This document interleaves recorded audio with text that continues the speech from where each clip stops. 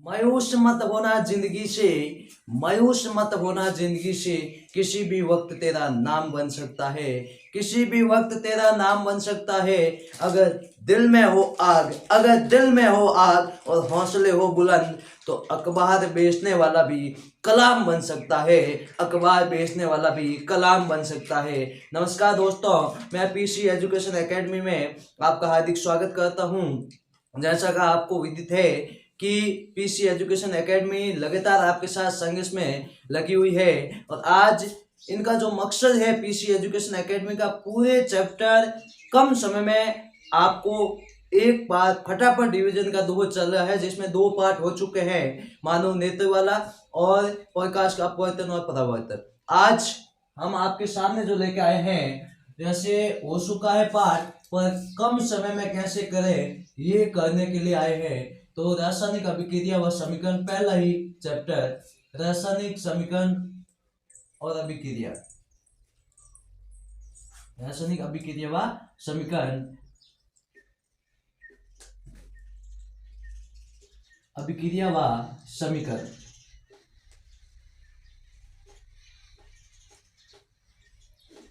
देखो वैसे तो ये पार्ट हो चुका है हमारा पूरा, पर हम फटाफट भूगोल लेके आए कैसे सीखा जाए।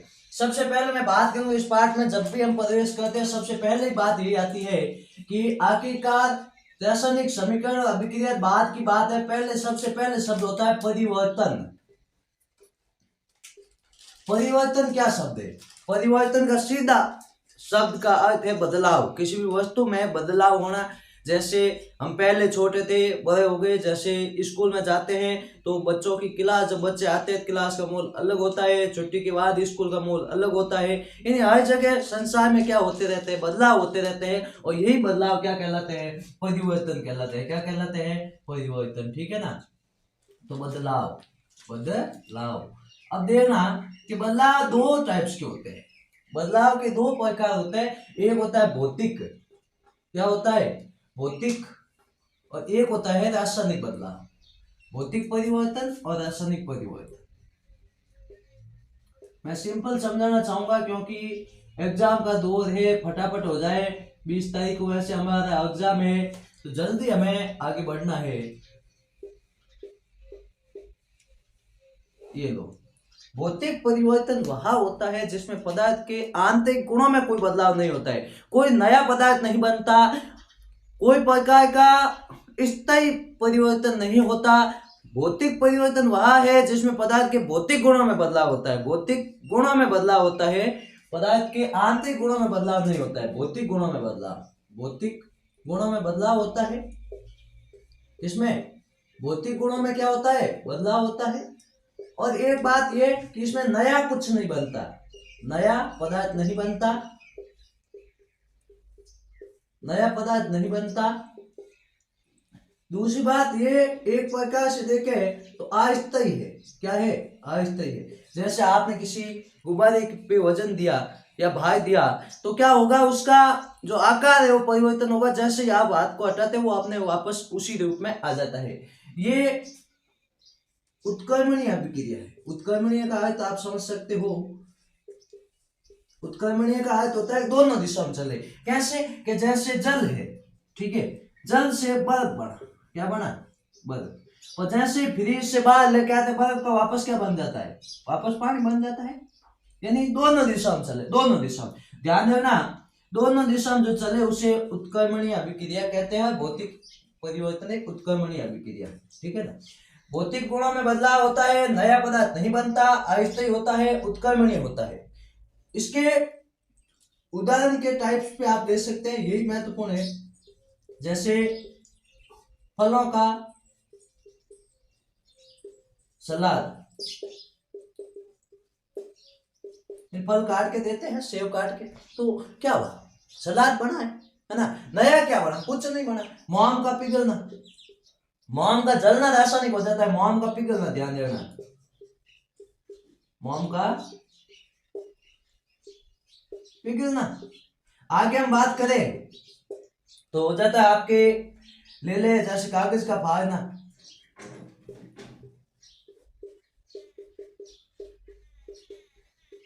और जैसे और जैसे लकड़ी का काटना,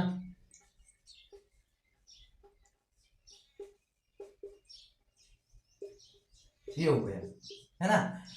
अब रासायनिक परिवर्तन इसके विपरीत हो जाता है। इसमें भौतिक गुणों में बदलाव हुआ, इसके आंतरिक गुणों में बदलाव होगा। आंतरिक गुणों में बदलाव, सीधी बात है, आंतरिक गुणों में बदलाव।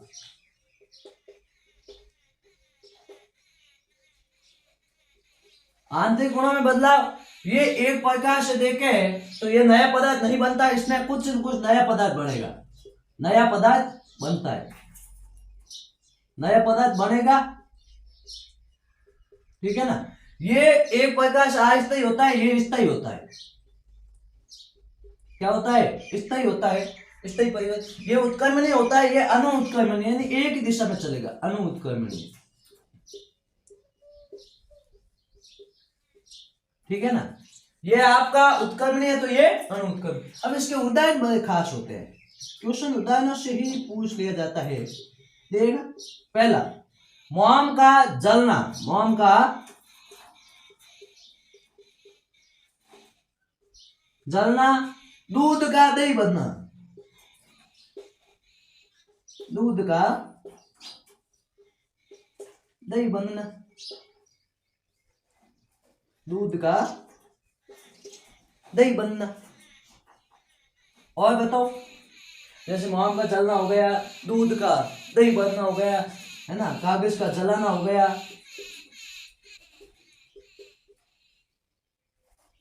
कागज का जलना। ये देखो एकदम सिंपल, यानी परिवर्तन का अर्थ बदलाव होता है। भौतिक परिवर्तन वह होता है जिसके भौतिक गुणों में बदलाव होता है, नया पदार्थ नहीं बनता, अस्थायी होता है, उत्क्रमणीय अभिक्रिया होती है, ये होता है भौतिक परिवर्तन। जैसे फलों का सलाद बनाना, मोम का पिघलना, कागज का फाड़ना, लकड़ी का काटना। ये रासायनिक परिवर्तन के तौर पे, रासायनिक परिवर्तन आंतरिक गुणों में बदलाव, नया पदार्थ बनेगा, स्थायी होगा, अनुत्क्रमणीय होगा, मोम का जलना, दूध का दही बनना, दूध का दही बनना। दूध को दही में बदलने वाले जीवाणु का नाम होता है लैक्टोबैसिलस, लैक्टोबैसिलस। ये जीवाणु दूध को दही में बदलता है, दूध को दही में बदलता है, तो ये हो गया अपना लैक्टोबैसिलस। तो ये हो गया अपना परिवर्तन।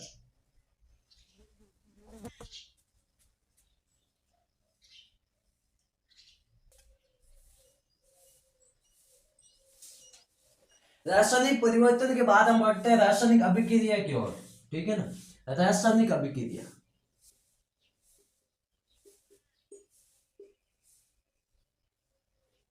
रासायनिक अभिक्रिया देखो, रासायनिक अभिक्रिया में क्या होगा, कुछ नया बनेगा, है ना। तो रासायनिक अभिक्रिया होती क्या है, वैसे सीधी परिभाषा, दो या दो से अधिक अभिकारक मिलके एक या एक से अधिक उत्पाद बनाते हैं, इसी को कहते हैं रासायनिक अभिक्रिया। दो या दो से अधिक अभिकारक मिलकर एक या एक से अधिक अभी उत्पाद बनाते हैं, उसी को कहते हैं रासायनिक समीकरण, ठीक है ना, रासायनिक अभिक्रिया, है ना। रासायनिक अभिक्रिया क्या होता है कि कुछ पदार्थ मिलते हैं, अभिक्रिया में भाग लेते हैं, जिन्हें कहते हैं अभिकारक। देखो, रासायनिक अभिक्रिया के एक अवयव कह सकते हैं, अवयव कैसे व्यक्त किया जा सकता है। रासायनिक अभिक्रिया के तीन अवयव होते हैं, एक होता है अभिकारक, क्या होता है, अभिकारक, एक होता है दिशा दिखाने वाला, और एक होता है उत्पाद, है ना। आपसे पूछ सकता है दिशा, दिशा हमेशा अभिकारक से उत्पाद की ओर होगी, ठीक है ना, या उत्पाद से अभिकारक जो बनेगा, पर फिलहाल अभिकारक से उत्पाद की ओर होती है, ठीक है। तो अभिकारक होता क्या है, रासायनिक अभिक्रिया में भाग लेने वाले पदार्थ क्या कहलाते हैं, अभिकारक, अभिकारक, है ना। रासायनिक अभिक्रिया में भाग लेने वाले पदार्थ अभिकारक कहलाते हैं। रासायनिक अभिक्रिया में भाग लेने वाले पदार्थ अभिकारक कहलाते हैं। अभिकारकों के मिलने से जो पदार्थ बनता है उसे उत्पाद कहते हैं। रासायनिक अभिक्रिया में अभिकारकों के मिलने से जो नया पदार्थ बनता है वो उत्पाद कहलाता है। क्या कहलाता है, उत्पाद। देखना, दिशा दो टाइप्स की होती है, यदि अभिकारक से उत्पाद जाए तो इसे कहते हैं अग्र दिशा, और उत्पाद से वापस यदि अभिकारक बने तो ये होती है प्रतीक दिशा। कौन सी होती है? पॉजिटिव दिशा। अब ध्यान देना, मैंने पहले भी बताया, एक शब्द होता है उत्कर्मणीय, एक होता है अनुत्कर्मणीय। अंतर पूछे जाते हैं एकदम इजी। यदि अभिक्रिया केवल अभिकारक से उत्पाद की ओर जा रही है, एक ही दिशा में जा रही है, आगे दिशा में बह रही है, तो अनु उत्कर्मणीय होता है। अब अभिकारक से उत्पाद बढ़ा, उत्पाद से वापस अभिकारक बढ़े, अभिक्रिया दोनों दिशा में चले, वो अभिक्रिया होती है उत्कर्मणीय अभिक्रिया। कौन सी होती है? उत्कर्मणीय अभिक्रिया। अब अभिक्रिया के ध्यान देना कि कुछ टाइप्स, कुछ प्रकार अभिक्रिया को दिखाने के लिए व्यक्त किए जाते हैं। जैसे मैं बात करूं, यदि आपके पास यहाँ में ठोस लिए, ठीक है, और ठोस है, तो ठोस को अभिक्रिया में एस से दिखाया जाता है। किससे दिखाया जाता है? एस से दिखाया जाता है। अब दूसरी बात, यदि आपने यह द्रव लिया है तो इसको एल से दिखाएंगे। किससे दिखाएंगे? एल से। यदि आपने गैस ली है, गैस, तो इसको जी से दिखाएंगे। किससे? यदि जलीय विलयन है, क्या है? जलीय विलयन है, तो इसको ए एल से दिखाएंगे, ए क्यू से। किससे? ए क्यू से। अब इसमें एक पदार्थ और आता है जिसे कहते हैं उत्प्रेरक। अब ये क्या है उत्प्रेरक? देखो, वह कारक जो रासायनिक अभिक्रिया में भाग तो नहीं लेता है, पर रासायनिक अभिक्रिया के वेग को प्रभावित कर देता है। यानी वह अभिकारक, या वो अभिकारक नहीं कह सकते, वो कारक है ना, वो कारक जो रासायनिक अभिक्रिया में भाग तो नहीं लेगा, उसके साथ मिलाने से उत्पाद में कुछ नहीं बढ़ेगा, परंतु उत्पाद के वेग में कमी या वृद्धि हो जाएगी, है ना, उसी को कहते हैं उत्प्रेरक। वह कारक जो रासायनिक अभिक्रिया में भाग तो नहीं लेता, लेकिन उसके वेग को प्रभावित करता है, या तो बढ़ा देता है या घटा देता है, उसे कहते हैं उत्प्रेरक। उसे क्या कहते हैं? उत्प्रेरक। एक ऊष्मा आती है, ऊष्मा को यूं डेल्टा के माध्यम से दिखाया जाता है, डेल्टा के माध्यम से, ये होती है ऊष्मा, ये भी शानदार। कभी गैस निकल रही है तो इसको ऊपर की तेज से गैस बाहर निकल रही है और गैस अवशोषित की जा रही है, तो तेज नीचे। ये कुछ अभिक्रिया को दिखाने के टाइप्स होते हैं, अभिक्रिया को बढ़ाने के टाइप्स होते हैं, इसको सजाने के टाइप्स होते हैं, जिनके बारे में हमें ध्यान होना चाहिए। आगे देखो,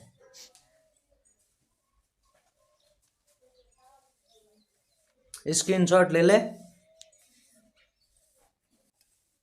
अब भाई रासायनिक अभिक्रिया हमें कैसे पता चलेगा क्या रासायनिक अभिक्रिया हो रही है या नहीं हो रही है?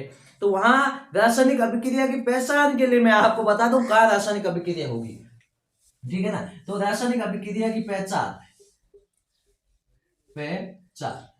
रासायनिक अभिक्रिया की पहचान वैसे जिस टाइप में की जाती है, सबसे पहले आप उसका देखोगे कि रासायनिक अभिक्रिया वहां होगी जहां पे क्या होगा, कलर में परिवर्तन होगा, या सबसे पहले आप ले लेना अवस्था में परिवर्तन। सबसे पहले आप देख लेना, यदि अवस्था में परिवर्तन हो रहा है तो आप समझ लेना कि रासायनिक अभिक्रिया, अवस्था में परिवर्तन, ठीक है ना। 2 नंबर पे यदि आपको उसके कलर में परिवर्तन दिखे, यानी रंग में परिवर्तन,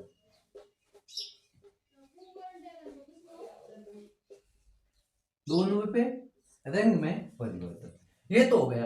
अब सर और कैसे? और देखो मैं आपको बता दूं, यदि वहां पे आप देखोगे, ठीक है ना, यदि कोई गैस निकले या ताप का प्रभाव, ताप में परिवर्तन, या आप देखते हैं कभी कभी अभिक्रिया में से गैस निकलती है, तो गैस में परिवर्तन, गैस का निकलना। रासायनिक अभिक्रिया की पहचान आप 4 टाइप से कर सकते हैं। पहला अवस्था में परिवर्तन, दूसरा रंग में परिवर्तन, तीसरा ताप में परिवर्तन, चौथा गैस का निकलना। अब सबसे पहले सर अवस्था में कैसे ले, आप एक उदाहरण के माध्यम से समझो कैसे अवस्था में परिवर्तन करें। तो अवस्था में परिवर्तन यूं होगा, देखना आपने क्या किया, मैग्नीशियम लिया, मैग्नीशियम रिबन होता है मैग्नीशियम। अब ये एक टाइप से धातु है, ठीक है, ठोस है। अब इसको आपने जलाया ऑक्सीजन के साथ, किसके साथ? ऑक्सीजन के साथ, तो आपको मिलेगा मैग्नीशियम ऑक्साइड। ये संतुलित अभिक्रिया है, मैग्नीशियम ऑक्साइड। अब ऑक्साइड है, मैग्नीशियम ऑक्साइड एक टाइप से गैस है। मैग्नीशियम ऑक्साइड क्या है? गैस है। मैग्नीशियम ऑक्साइड, ये गैस है। तो ये तो ठोस थी, ये गैस हो गई। ये तो ठोस थी, ये गैस हो गई। बताओ अवस्था में परिवर्तन हुआ कि नहीं हुआ? हुआ। ठोस को आप समझ सकते हैं एस से लिख सकते हैं, गैस को जी से। अब ये तो हो गया भाई मैग्नीशियम। एक क्वेश्चन ये पूछा जाता है कि मैग्नीशियम को जलाने से पहले साफ क्यों किया जाता है? तो ध्यान देना, मैग्नीशियम ठोस धातु है, तो मैग्नीशियम को जलाने से पहले उस पर कई प्रकार की अशुद्धियां होती है। क्या होती है? अशुद्धियां होती है। उन अशुद्धियों को हटाने के लिए इसको जलाने से पहले रिबन से साफ किया जाता है। किससे? रिबन से। एक पेपर होता है जिससे साफ किया जाता है। तो आप कहेंगे कि मैग्नीशियम को जलाने से पहले उस पे लगी अशुद्धियों को हटाने के लिए रिबन से साफ किया जाता है। ठीक है, तो ये हो गई आपकी अवस्था में परिवर्तन। क्या हो गई भाई? अवस्था में परिवर्तन। अब दो नंबर पे से कैसे सीखे? तो दो नंबर पे क्या है? रंग में परिवर्तन। ठीक है, तो ये देख लो।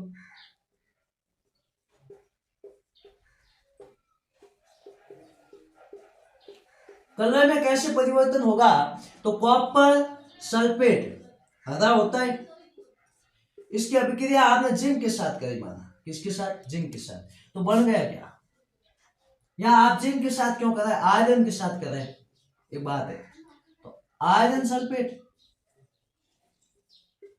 और कॉपर क्या हो जाएगा? अलग हो जाएगा। कॉपर क्या हो जाएगा? अलग हो जाएगा। यूं देखो कि ये कोई नली है, पर्क नली, और इसमें भरा क्या है? इसमें भरा है कॉपर सल्फेट। ठीक है, और इसमें एक आयरन की कील डाली। ठीक है ना, तो ये कॉपर यहां से हटेगा, इस पे जाएगा, इसका कलर को हरा कर देगा। कैसा कर देगा? हरा। यानी कॉपर सल्फेट नीला होता है। कैसा होता है? नीला। कॉपर सल्फेट नीला था, और जैसे ये आयरन के साथ इसने अभिक्रिया की, आयरन सल्फेट बना, और जिसका कलर कैसा हो गया?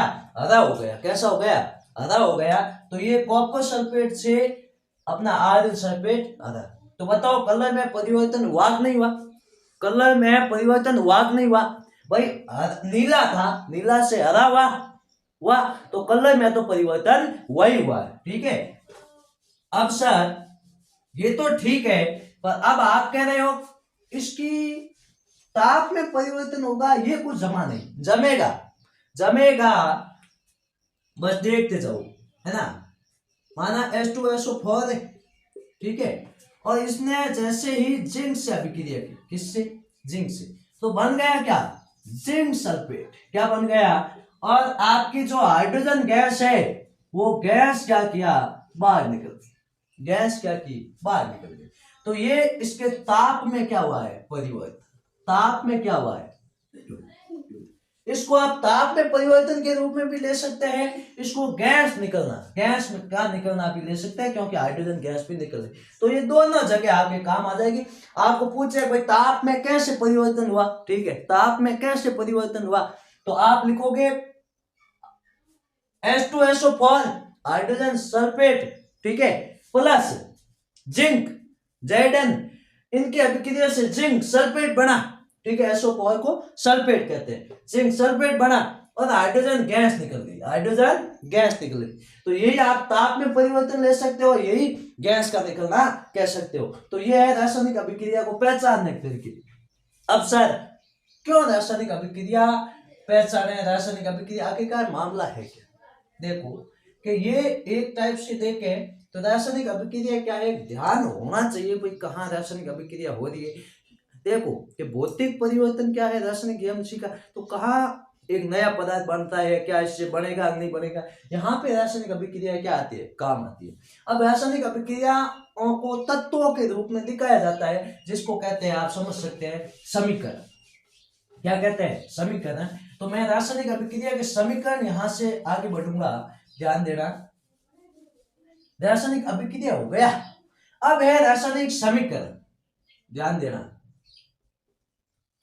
रासायनिक समीकरण। सर रासायनिक समीकरण क्या है? सीधी बात है, तत्वों को या रासायनिक अभिक्रिया में तत्वों को प्रतीकों के रूप में निरूपित करना। प्रतीकों के रूप में निरूपित करना क्या कहलाता है? रासायनिक समीकरण।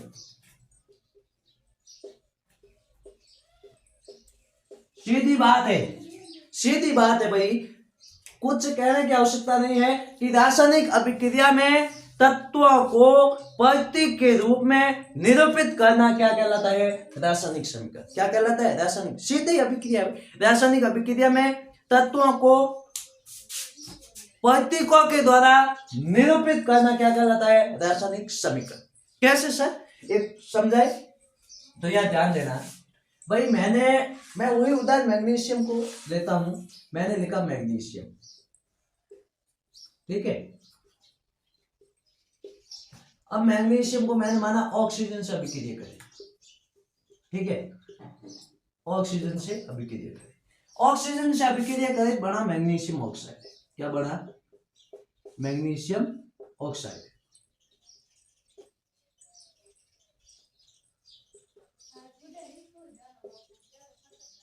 Magnesium oxide. अब मैग्नीशियम क्या होता है? अब आप इतने लिखा, आपको समय लगा, सीधा यूं दिखा सकते हैं। मैग्नीशियम को हमें पता है Mg कहा जाता है, ऑक्सीजन को O2 कहा जाता है। क्या कहा जाता है? O2 कहा जाता है। तो इसका बनेगा क्या? Magnesium oxide. क्या बनेगा? Magnesium oxide. अब देखो, ये इसको संतुलित करने की बात तो अलग है आगे। तो हमने क्या किया, अब इतना समय लगा, यूं कॉपी भरी, इससे सीधा ये दिखा दिया और इससे एकदम साफ ये मैग्नीशियम वगैरह पड़े, इसमें सीधा पता चलता है वो मैग्नीशियम है, ऑक्सीजन साथ अभिक्रिया करके मैग्नीशियम ऑक्साइड बना, मैग्नीशियम ऑक्साइड बना। अब इससे तो ये बेहतर है नहीं, वही आसान है नहीं। अब सर आसान कैसे, इसको क्यों लिखा जाता है? रासायनिक समीकरण लिखने के लाभ बताओ।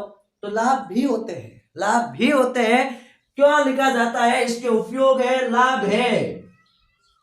पहली बात तो आपने देखा, मुझे ये लिखने में काफी समय लगा, ये मैंने एकदम इजी लिख दिया ना, तो समय की बचत हुई, समय की बचत। 2 नंबर पे इसको सरल बनाया जा सकता है। सरल बनाने के लिए इतना लिखे, इससे इजी।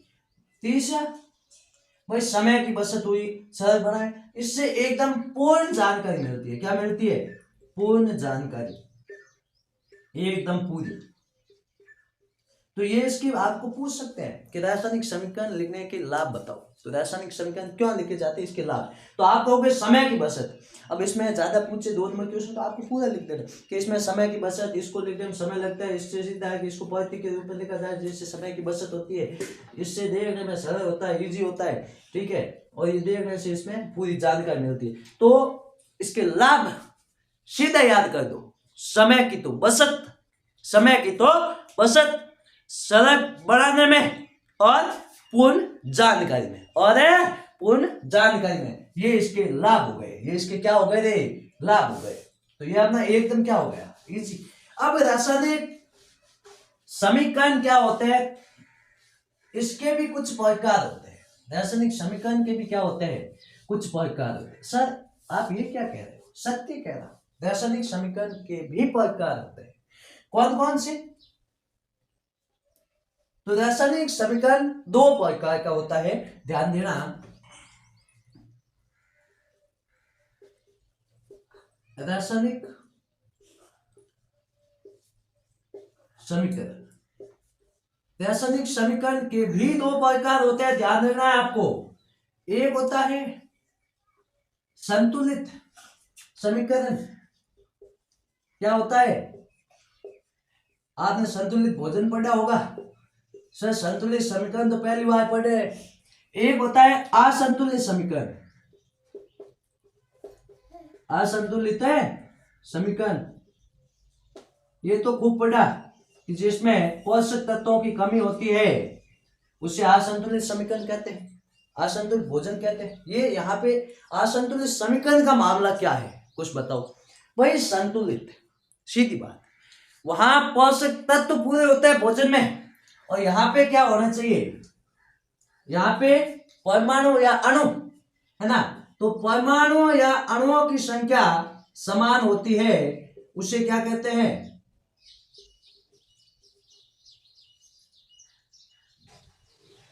ध्यान देना,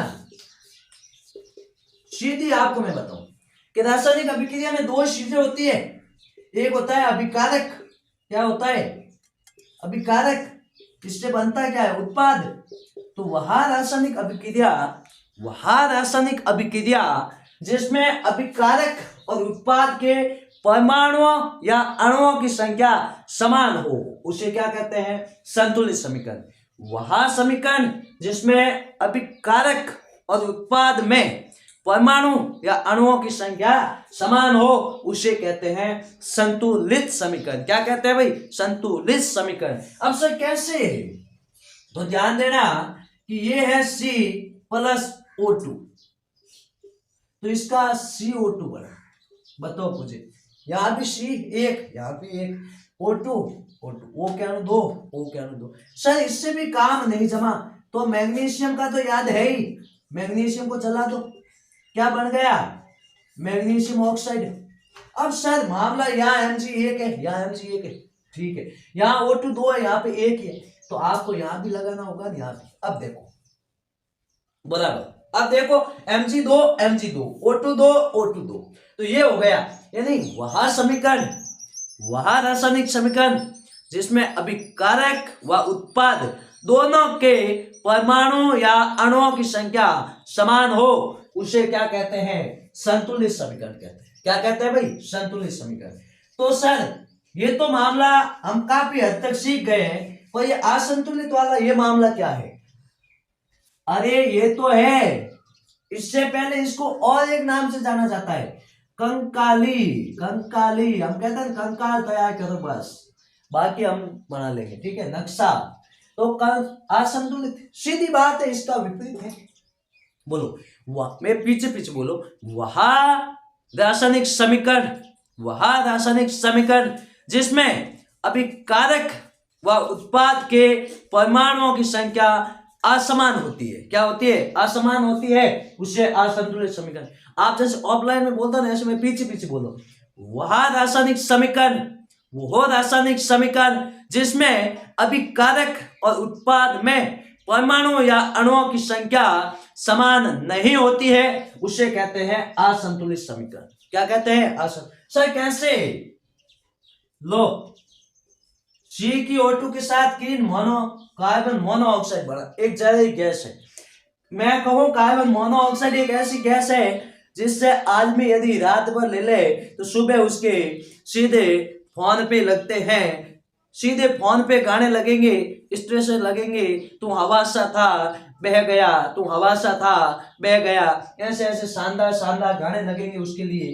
तो ये कार्बन मोनोऑक्साइड के बारे में जानकारी ले रहे ना, वरना बुरा ही होगा, ठीक है। कार्बन की अभिक्रिया ऑक्सीजन के साथ, कार्बन की अभिक्रिया ऑक्सीजन के साथ तो बना कार्बन मोनोऑक्साइड। सर मामला क्या है, कार्बन एक, तो कहा समस्या। यहां देखो ऑक्सीजन 2 है पर यहाँ पे एक ही है नहीं है। इसी को कहते हैं असंतुलित समीकरण, इसी को कहते हैं असंतुलित समीकरण, और इसी को कहते हैं कंकाली समीकरण। क्या कहते हैं कंकाली समीकरण। अब देखो अब क्या होता है कि इस असंतुलित समीकरण को संतुलित करना आवश्यक होता है। असंतुलित समीकरण को संतुलित करना क्या होता है भाई आवश्यक होता है। वो कैसे, असंतुलित समीकरण को संतुलित करें, असंतुलित समीकरण को संतुलित करें।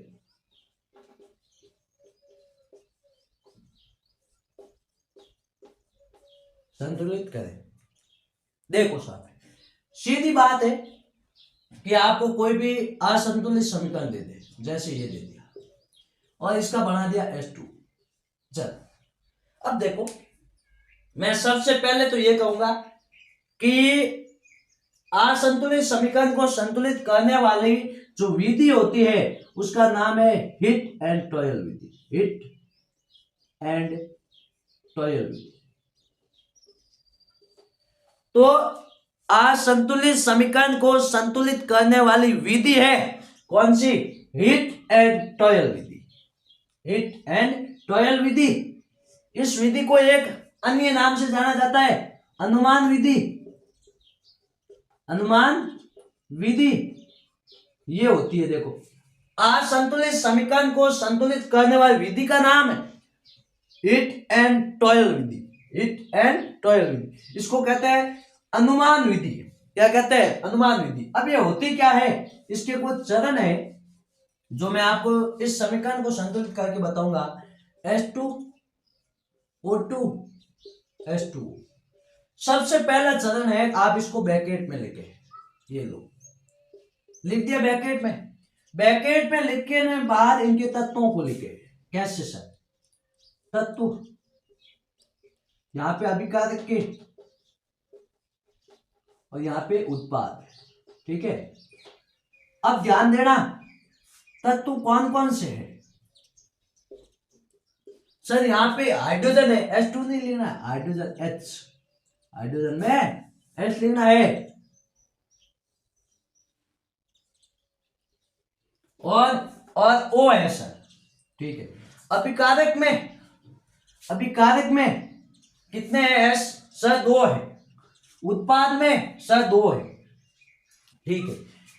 अब अभिकारक में O2 सर 2 है, यहां पे सर 1 ही है।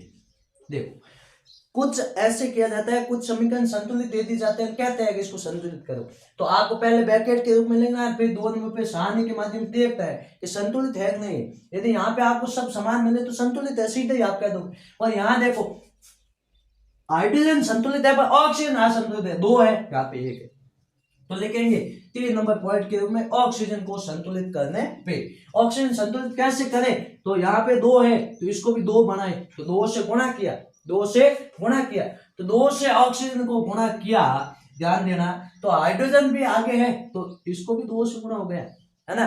तो हाइड्रोजन को भी 2 से गुणा हो गया भाई, ऑक्सीजन 2 है, ठीक है, ऑक्सीजन 2 है, यहाँ भी 2 हो गए, हाइड्रोजन भी तो 4 होगा ना, तो हाइड्रोजन हो गए सर 4। तो इसको 4 कैसे बनाए? ये तो 4 है, इसको कैसे बनाए? तो 2 से गुणा। किसको किया सर? हाइड्रोजन है, अभिकारक को 2 से गुणा, हाइड्रोजन अभिकारक में 2 से गुणा। अब आप वापस देख लो, 2 × 2 4, 2 × 2 2 × 1 2।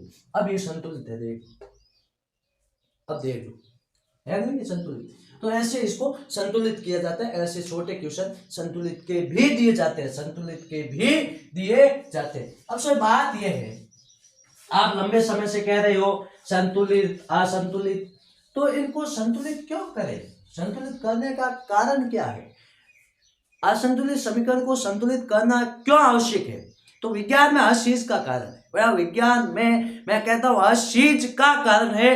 प्रत्येक तथ्य है तो वो साक्ष्य के साथ है। क्यों किया जाता है असंतुलित समीकरण को संतुलित? क्योंकि प्रत्येक समीकरण वही होगा जो द्रव्यमान संरक्षण का नियम का पालन करेगा। द्रव्यमान संरक्षण का नियम, द्रव्यमान संरक्षण का नियम, द्रव्यमान संरक्षण का नियम क्या होता है सर? इसके अनुसार द्रव्यमान को ना तो उत्पन्न किया जा सकता है ना नष्ट किया जा सकता है, केवल एक रूप से दूसरे रूप में बदला जा सकता है ना। द्रव्यमान को ना तो नष्ट किया जा सकता है, द्रव्यमान को ना तो नष्ट किया जा सकता है,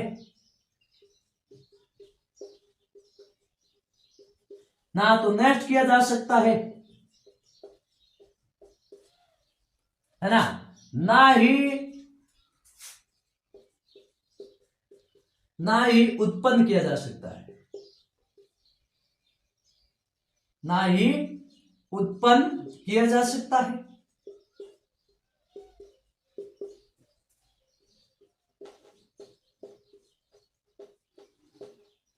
केवल एक रूप से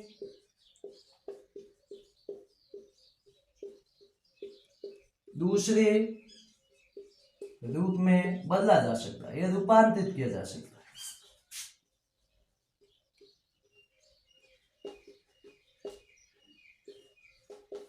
किया जा सकता है।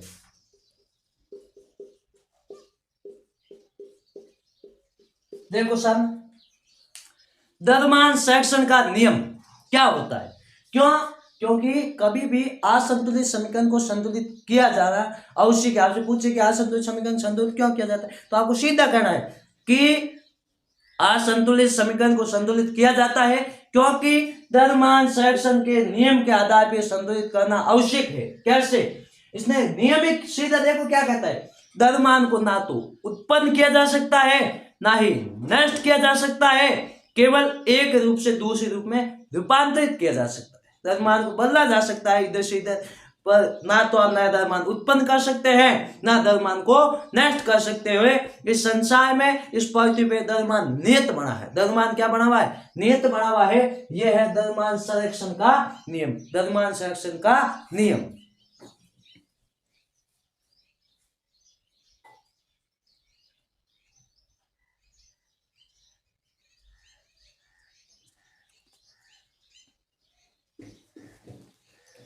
अब भाई सीधे चलते हैं रासायनिक अभिक्रिया के प्रकार पे। रासायनिक अभिक्रिया के प्रकार।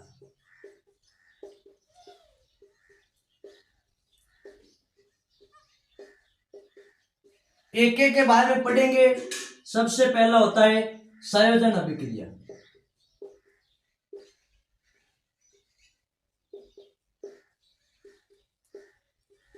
संयोजन अभिक्रिया देखो, संयोजन अभिक्रिया क्या होती है? सहयोग। सहयोग का अर्थ क्या होता है? मिलना। क्या होता है? मिलना। तो इसका शाब्दिक अर्थ क्या होता है? मिलना। क्या होता है? मिलना। अब क्या देखो मामला क्या है, क्या होता है कि दो या दो से अधिक अभिकारक मिलके एक उत्पाद बनाते हैं। कितना बनाते हैं? एक उत्पाद। इसी को कहते हैं रासायनिक अभिक्रिया में संयोजन अभिक्रिया। क्या कहते हैं? संयोजन अभिक्रिया। सीधी बात है, दो या दो से अधिक, दो या दो से अधिक अभिकारक मिलकर एकल उत्पाद बनाते हैं। एकल उत्पाद बनाते हैं। इसमें क्या होता है? दो या दो से अधिक अभिकारक मिलेंगे, उत्पाद एकल बनेगा। उत्पाद कैसा बनेगा? एकल। अब आपको तो पहचान दी जाती है, या कहा जाता है रासायनिक अभिक्रिया को समझाओ उदाहरण सहित, तो ये तो आपको इसकी परिभाषा लिखनी है। ठीक है, उदाहरण होता क्या, आप ध्यान दो। आपको पहचान करने के लिए कहे तो सिंपल पहचान है। आपको देखकर आपने देखा सबसे पहले कि यहाँ ए और बी दो यौगिक दिए, अभिकारक दिए गए, इनके मिलने से उत्पाद एक बना है। उत्पाद कितना बना है? एक बना है। ये हो जाएगी आपके ए प्लस बी के मिलने से उत्पाद बना ए बी। क्या बना? A P. ए बी बना। तो ये आपका क्या हो गया? ये आपका क्या हो गया? सीधी बात है, संयोजन अभिक्रिया। सर कैसे? तो देखो एक ही बात है, मैं मैग्नीशियम का ही लेता हूं, है ना, ताकि आपको इजी समझ आए। ये लो, अभिकारक दो, एक और दो, उत्पाद क्या बना? एक। आपको पहचान कैसे करनी? पहचान का सिंपल ट्रिक है। देखो, यदि आप इस और देखते हैं, सबसे पहले आपको एक पदार्थ दिखाई देता है, सामने एक दिखाई देता है, तो आप कहोगे ये संयोजन अभिक्रिया है। कैसी है? संयोजन। यदि आप इधर एक देखते हो तो आप कहोगे वियोजन अभिक्रिया। कैसी है? वियोजन। यदि यहाँ पे दो है और सामने एक है तो संयोजन। यहाँ पे एक है सामने दो है तो वो वियोजन अभिक्रिया। कैसी अभिक्रिया? वियोजन। तो ये है संयोजन अभिक्रिया। इसका शाब्दिक अर्थ तो हो गया मिलना। दो या दो से अधिक अभिकारक मिलकर एकल उत्पाद बनाते हैं, और जैसे ए प्लस बी, ए बी, तो ए बी तो क्या हो? Magnesium plus oxygen, magnesium oxide, magnesium oxide. तो ये हो गई आपकी संयोजन अभिक्रिया। ये क्या हो गई? संयोजन अभिक्रिया।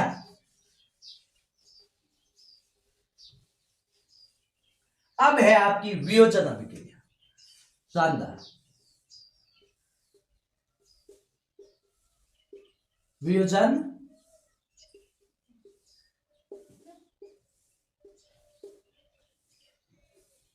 वियोजन अभिक्रिया। ये देखो क्या होता है, वियोजन अभिक्रिया 3 टाइप्स की होती है।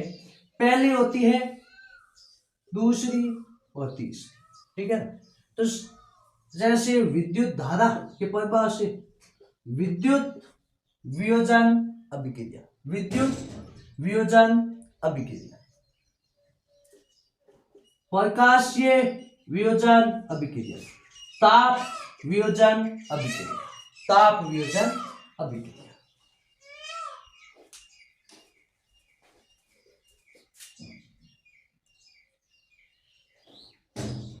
विद्युत वियोजन अभिक्रिया, ध्यान देना कुछ नहीं है। जैसे पहले तापीय वियोजन की बात करूं मैं, तापीय वियोजन अभिक्रिया,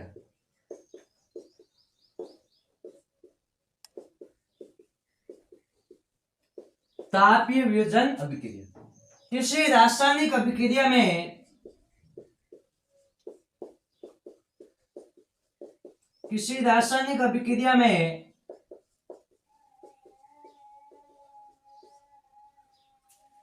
ऊष्मा यानी ताप के प्रभाव से यौगिक दो या दो से अधिक इजी भागों में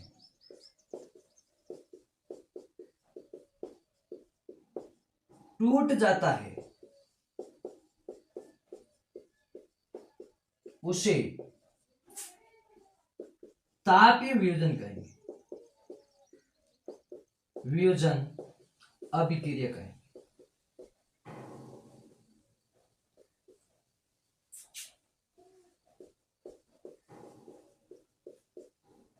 कह रहे तापीय वियोजन अभिक्रिया, किसी रासायनिक अभिक्रिया में ऊष्मा के प्रभाव से यौगिक दो या दो से अधिक भागों में टूट जाता है, इसी को क्या कहते हैं, तापीय वियोजन अभिक्रिया या ऊष्मा वियोजन अभिक्रिया। कैसे, तो आप देखिए कि माना संगमरमर है, उदाहरण के तौर पे आप देखिए बस, संगमरमर क्या होता है, कैल्शियम कार्बोनेट, इसको दिया आपने ताप, क्या दिया, ताप। तो एक तो ये बिना बुझे चूना कैल्शियम ऑक्साइड और साथ में मुक्त करेगा कार्बन डाइऑक्साइड गैस, ये दो बन गए उत्पाद। था क्या, कैल्शियम कार्बोनेट, क्या था भाई, जहां भी आप CO3 देखो सीधा ठोक दो कार्बोनेट, क्या ठोक दो, कार्बोनेट। यहाँ पे बिना बुझे हुआ, अब कट्टो जो को लेना हो नहीं, मैं कौन बना उन टाइम पहला, वो कट्टो है बिना बुझा हुआ चूना, जब उसमें जल डाल दिया जाता है तो वो बुझ जाता है चूना, फिर लंबे समय तक रखते हैं खराब हो जाता है, क्यों, बुझ जाता है ना। तो ये है कैल्शियम ऑक्साइड, क्या है, कैल्शियम ऑक्साइड। और ये तो अपनी कार्बन डाइऑक्साइड है जिससे हम मुक्त करते हैं, पौधे लेते हैं। भाई जितना पौधों को हमसे आवश्यकता है, भाई हम पौधों से माना ऑक्सीजन लेते हैं, पर पौधे हमसे भी तो CO2 लेते हैं, है ना। तो जगह जगह पे लिखा हुआ आता है मानव पौधा बसाए, तो भाई साथ में पौधा बसाए, उसके साथ ये भी आना चाहिए मानव बसाए। यदि पौधे तो हम बसा लेंगे पर मानव नहीं होगा तो इन पौधों को CO2 कौन देगा, है ना। CO2 हम देते हैं, इनको कौन देते हैं, हम। जितनी पौधों को हमें आवश्यकता है इतनी पौधों को भी हमारी है कि नहीं है। ये हो गया अपना तापीय वियोजन, क्या हो गया, तापीय वियोजन। देखो आगे देख लो, एक बार आराम से लिख लो, कोई समस्या नहीं। बढ़िया, आपके सामने जो PDF बन रहा है इसको भी आप लिखते रहे, कॉपी में छापते रहे, ताकि आप एग्जाम की टाइम पढ़ेंगे ना कोई दिक्कत नहीं होगा, आराम से सीधा याद हो जाएगा। बस आप जो पढ़ाया जा रहा है उसे पढ़िए, समझते जाइए, बस चीजें क्या है वही है, बस आपको पढ़ना है लगातार। अगली बात करें तो वो है प्रकाशीय वियोजन अभिक्रिया। प्रकाशीय वियोजन अभिक्रिया। वही बात है, सीधी वही है कि वह रासायनिक अभिक्रिया जो सूर्य के प्रकाश से, किससे, ध्यान देना, सूर्य के प्रकाश से दो या दो से अधिक सरल भागों में विभाजित हो जाती है।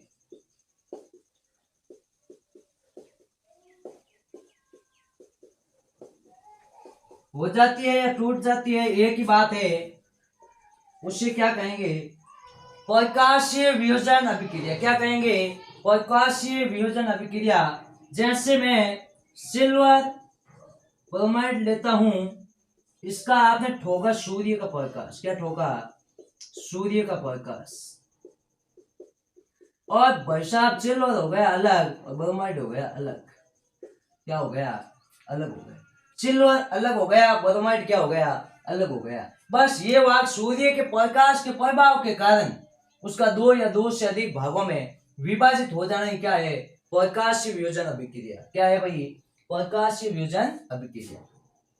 चलो अगला लेते हैं। ये उदाहरण आप समझते रहे, यहीं से क्वेश्चन पूछे जाएंगे। अगला आपको देते हैं विद्युत वियोजन अभिक्रिया। इसमें देखना, विद्युत वियोजन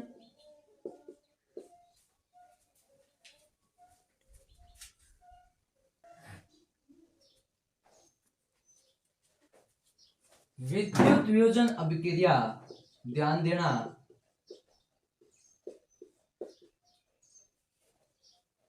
किसी विलयन में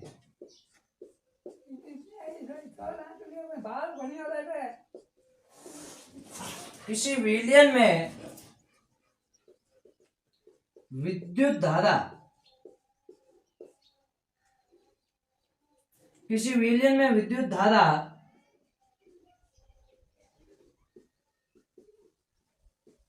प्रवाहित कराने पर यौगिक का दो या दो से अधिक इजी भागों में टूट जाना ही क्या है, विद्युत वियोजन अभिक्रिया। अब यहां पे विलयन बनेगा तभी तो विद्युत धारा प्रवाहित होगी। किसी विलयन में विद्युत धारा प्रवाहित कराने पर यौगिक का दो या दो से अधिक सरल भागों में टूट जाना ही क्या है, विद्युत वियोजन अभिक्रिया। क्या है भाई, विद्युत वियोजन अभिक्रिया। जैसे कैसे कि जल है, जल के दो अणु, उदाहरण देना, जल के क्या है, दो अणु, इसमें आपने विद्युत धारा प्रवाहित करे, क्या करे भाई, विद्युत धारा। बस विद्युत धारा प्रवाहित करे, आपके पास एक तो बन गया H2, एक बन गया ऑक्सीजन। क्या बन गया, ऑक्सीजन। बस ये आपका क्या हो गया, वियोजन अभिक्रिया आपकी समाप्त हो गई। वियोजन अभिक्रिया क्या हो गई, समाप्त हो गई। आगे हम लेंगे बस इजी अभिक्रियाएं, कुछ इस भाग में पढ़ेंगे, कुछ अगली क्लास में। जल्दी आपका ये अध्याय समाप्त करने की कोशिश करेंगे। 3 नंबर पर हमने जो अभिक्रिया ली थी वो देखिए, वो है विस्थापन अभिक्रिया। कौन सी है, विस्थापन अभिक्रिया। विस्थापन अभिक्रिया बिल्कुल इजी है कि एक टीम में ए और बी कोई दोस्त है, ठीक है, टीम है, बी इसका कप्तान है, बी क्या है, कप्तान। अब बी को ये बात, अब जैसे दो टीम में कोई ग्रुप हो, कप्तान साहब हाथ आदमी जब मुद्दो है, बात कप्तान साहब ने ध्यान है कि हाथ जब मुद्दो है बे कौम कहीं कोई, पर जित तक नयो आदमी हटो कटो नहीं मिले जितने मुद्दो है जगह ने हाथ लियो पो कि भाई तू ठीक है चल मारे हाथे ठीक है तू जोर है जो भी है ये अपन बी रे हाथे ए है जो कमजोर है बी ने पाठ है और बी जावे कटी तो बी इन्हें हम जावे कि तू हाथ पे बोकर ठीक है जो ही बी ने लागे कि कोई हट्टो कट्टो आदमी सी दिखियो बी ने जो ही हट्टो कट्टो आदमी सी दिखियो और हागे पगा में मोहन गो के जितना ए रुपया लेवे इतना ही मैं लेऊं तो सीधो बी बिना होश ए ने लात ठोक दे ए ने कौन ठोक दे लात और उसकी जगह किसको लेके आ जाएगा सी को तो सी को तो अपने साथ लेके आ जाएगा ए को विषय को लात ठोक के बेरोजगार बना देगा कैसा बना देगा बेरोजगार बस यही है विस्थापन अभिक्रिया के बी के साथ ए था तब तक ठीक है इसको भी पता था बी को क्या कोई आदमी है कौन कम पगार में बैठो है ठीक है अपन कौन चले जियो इन्हें हटो कटो आदमी सी दिखियो और सी घना ताकत है कोई बेरोजगार आदमी है तो इन्हें लागे के अटे जागा है तो वो आगे पे मौके जागे मैं रह जाऊं थोड़ी टीम में आप बात होने पर बी ए को क्या मार देगा लात क्योंकि उसे तो वही पैसे में जबरदस्त आदमी मिला है सी ए को रात मार दी ए हो गया बेरोजगार बेचारा सी टीम में आ गया बस यही है बात यह है कि ये बेचारा कम अभिक्रियाशील है क्या है कम अभिक्रियाशील है ना ये बेचारा क्या है कम अभिक्रियाशील ये शेर है बेचारा ये बहुत अधिक अभिक्रियाशील क्या है अधिक काम करे हटो कटो आदमी ठीक है और खतरनाक आदमी बेलू ही बे तो इन कोई भाषा कुछ नहीं है केवल ये है कि अधिक अभिक्रियाशील धातु कौन है कौन दिए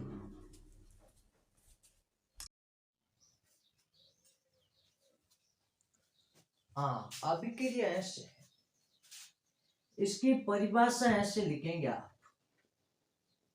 कि अधिक अभिक्रियाशील धातु कम अभिक्रियाशील धातु को अपने यौगिक से पृथक कर दे या विस्थापित कर दे उसे विस्थापन अभिक्रिया कहते हैं वह अभिक्रिया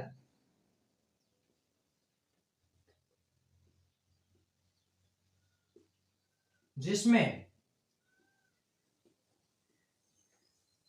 अधिक अभिक्रियाशील अधिक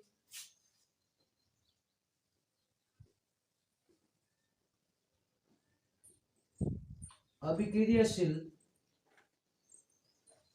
धातु कम अभिक्रियाशील धातु को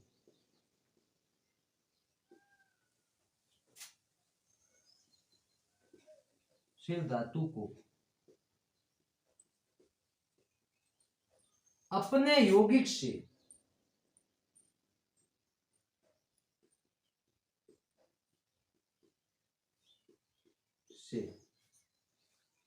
विस्थापित कर दे या अलग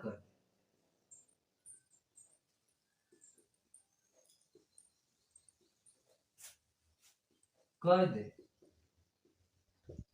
विस्थापन अभिक्रिया कहलाती है कैसी अभिक्रिया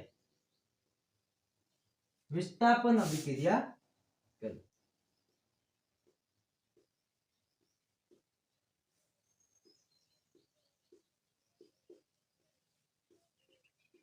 बस आपका काम हो गया वही बात मैंने लिखी है कि भाई वह रासायनिक अभिक्रिया जिसमें अधिक अभिक्रियाशील धातु कम अभिक्रियाशील धातु को अपने यौगिक से विस्थापित कर दे अलग कर दे उसे क्या कहेंगे विस्थापन अभिक्रिया क्या कहेंगे विस्थापन अभिक्रिया देखो बस इजी है विस्थापन अभिक्रिया कोई खास बात इसमें है नहीं उदाहरण देखो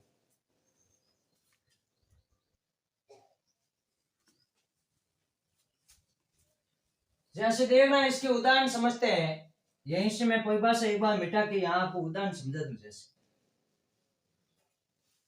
एक बात है उदाहरण ये हो सकते हैं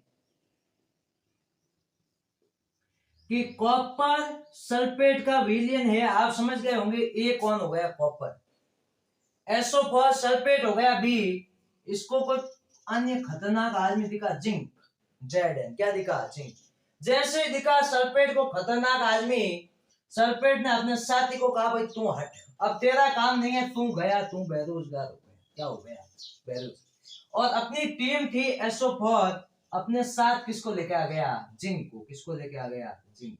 बस इतना ही काम हुआ है। अपने साथी को हटा दिया और अपने साथ एक खतरनाक आदमी जिसका नाम किया जिंक, उसको लेके आ गया, है ना। ये हो गया आपका इसका उदाहरण यदि पूछे। 4 पे कौन सी है? द्विविस्थापन अभिक्रिया। 4 पे मैं आपके सामने लेके आया हूं द्विविस्थापन अभिक्रिया। ध्यान देना क्या होती, कुछ नहीं है, एकदम इजी। इसमें क्या होती है कि दो टीमें होती है, एक ये टीम है ए बी, एक है सी डी, ठीक है। इस ए बी के कप्तान है वो है बी, और सी डी के कप्तान है वो है डी। अब इनके बीच गेम हो रहा है, ठीक है। गेम खेलते खेलते डी के मन में खोट है कि मुझे अब नहीं खेलना, ठीक है। जाके बी से बोला कि मैं अब नहीं खेलूंगा। तो बी ने पूछा भाई क्यों नहीं खेलेगा, कारण बता। तो बाकी तो इसके पास कुछ कारण था नहीं, इसने कह दिया मेरे जो साथ खिलाड़ी वो कमजोर है और तेरे पास है वो तेज है। तो बी ने कहा ये समस्या है, सॉल्यूशन कर दो। भाई यदि मेरा आदमी तेज है तू मेरा ले ले, तेरे बाद मुझे दे दे, बाद में खेल। ऐसा करके इनके बीच समझौता हो जाता है। बी और डी कप्तान बैठे हैं, बी अपना ए दे देता है डी को और डी का सी आ जाता है बी के पास। यानी मेरे कहने का अर्थ है वह रासायनिक अभिक्रिया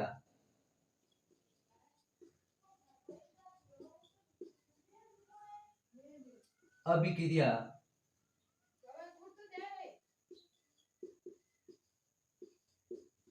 जिसमें दो परमाणुओं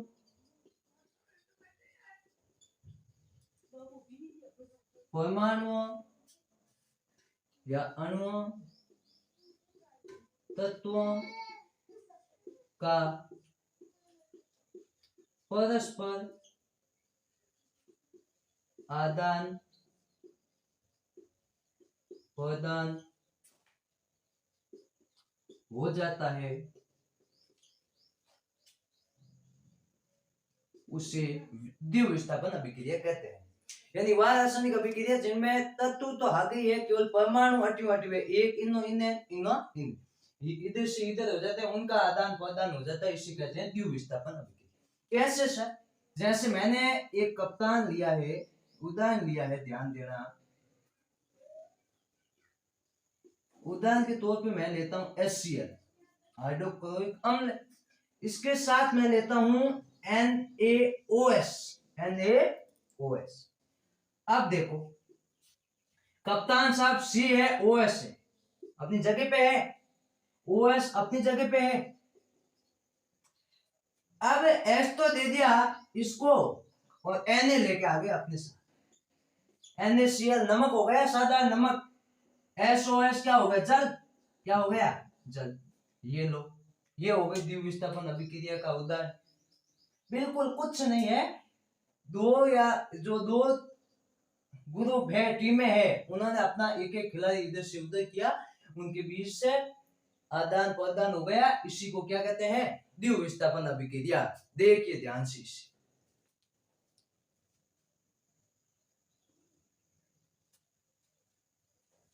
आगे बढ़ते हैं।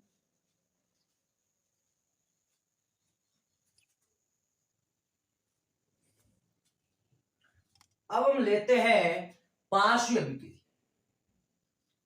वो है उष्मा शोषी। उष्मा शोषी क्या होता है? ध्यान देना। वह अभिक्रिया जिसको पूरा होने के लिए उष्मा दी जाती है, उष्मा दी जाती है, उसे उष्मा शोषी अभिक्रिया कहते हैं। परिभाषा कुछ यूं होगी, वह रासायनिक अभिक्रिया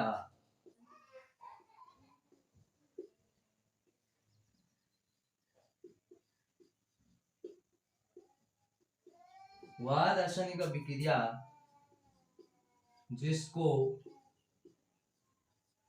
संपन्न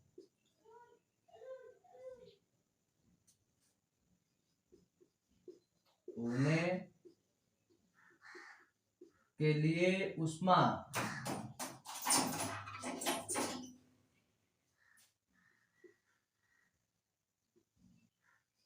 दी जाती है।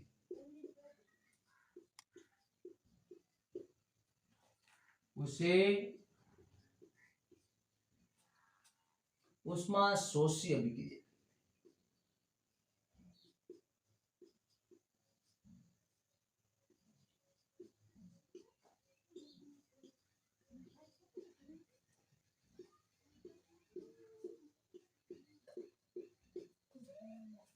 वह रासायनिक अभिक्रिया जिसको संपन्न होने के लिए ऊष्मा दी जाती है, इन बार रासायनिक अभिक्रिया ऊष्मा देन उन पूरी करनी वे वे ऊष्मा शोषी अभिक्रिया।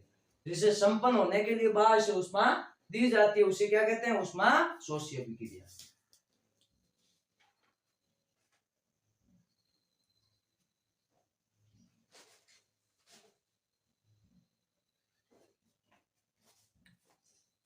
कैसे देखो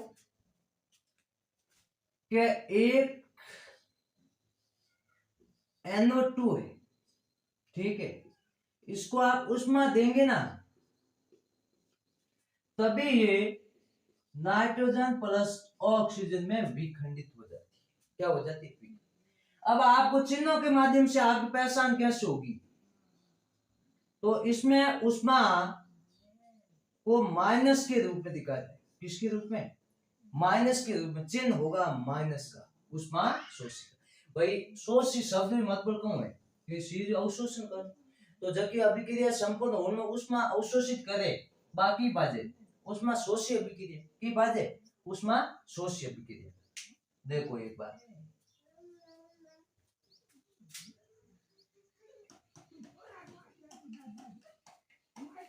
अब है शहर में बहुत खास अभिक्रिया, ध्यान देजो।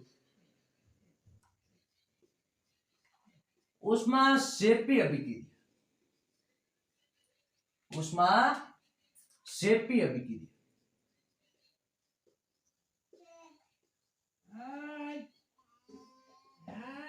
शेपी का अर्थ है क्या कोई चीज ना पकड़ माइडे शेपो तो एक दिन बाद आज वो एक नहीं है। तो शेपी का अर्थ होता है किसी को जबरदस्त शेपा और वो दूर हो गई, यानी उत्सर्जित हो गई, बाहर निकल गई है नहीं, वही होती है ऊष्मा शेपी। और भाषा इस प्रकार होगी, वह रासायनिक अभिक्रिया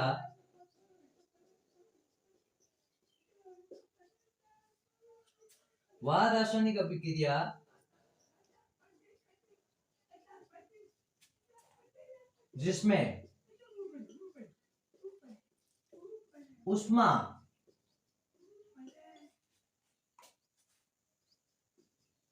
उत्सर्जित होती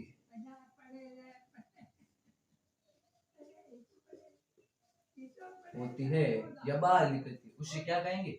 ऊष्मा शेपी होती है। वह रासायनिक अभिक्रिया जिससे ऊष्मा बाहर निकलती है या ऊष्मा का उत्सर्जन होता है, जिसके होने पे ऊष्मा प्राप्त होती है, वही क्या है? ऊष्मा शेपी अभिक्रिया। अब कैसे उदाहरण माध्यम हम जो जैसे इन खास क्वेश्चन तो आवे कि जैसे अपन श्वसन अभिक्रिया बनी, श्वसन अभिक्रिया बा कई बार पूछे कि श्वसन अभिक्रिया ऊष्मा शेपी है ऊष्मा शोषी? ठीक है, हम श्वसन अभिक्रिया हुए कहीं जैसे C6H बार है, O6 है ऊर्जा और अपे ले लिया से ऑक्सीजन, ठीक है, से कहीं ले लिया ऑक्सीजन। तो आपने से तो बन जाए CO2, से बन जाए जल अणु और हाथ थोड़ा कने ऊष्मा मुक्त हो जाए, ऊष्मा मुक्त हो जाए। आई तो बातें कहीं ऊष्मा शेपी अभिक्रिया। देखो ऊष्मा साथ मुक्त हुई नहीं हुई, यही तो क्या ऊष्मा शेपी। एक उदाहरण और मैं समझाऊं, जैसे थे सुनो लेना या बुझावा चूना, कोई मकान वगैरह कार्य होता है, कोई घर का काम, तो हम कट्टा लेके आते हैं चूने का, लाने के बाद होदी वगैरह बनाते हैं, फिर उसमें चूना डाल के उसमें क्या डालते हैं? जल। और जल डालने से ये तो चूना तो यूं मतलब होता ही है, घोल बुझ जाता है चूना, साथ में ऊंची ऊंची भाप के माध्यम से ऊष्मा जाती है कि नहीं जाती है? इसका अर्थ ये है कि उसमें भी ऊष्मा निकल रही है, इसका अर्थ है वो ऊष्मा शेपी अभिक्रिया है। और भी मैं उदाहरण समझा दूं कि जो घर कट्टा लाते हैं वो होता है कैल्शियम ऑक्साइड, बिना बुझा हुआ चूना, बिना बुझा हुआ चूना, चूना, ठीक है, बिना बुझा चूना। लाया जो होती होती बना में कहीं होगी जल, क्या डाला, जल, तो आपके पास बन गया कैल्शियम हाइड्रोक्साइड, ठीक है। और साथ में मुक्त हुई उष्मा, मुक्त कम हुई उष्मा। इस प्रकार ये रासायनिक अभिक्रिया पूरी हुई, इस प्रकार रासायनिक अभिक्रिया पूरी हुई। तो अपन छठी अभिक्रिया उष्मा सेपी, इन्हें चिन्ह द्वारा दिखाई तो चिन्ह इन वही उष्मा हमेशा प्लस होई, कहीं होई उष्मा हमेशा प्लस होई, चिन्ह ध्यान देना उष्मा सेपी में, कि उष्मा सेपी में प्लस होई और उष्मा शोषी में माइनस होई। तो इस प्रकार अपन यहाँ छठी अभिक्रिया पूरी हुई।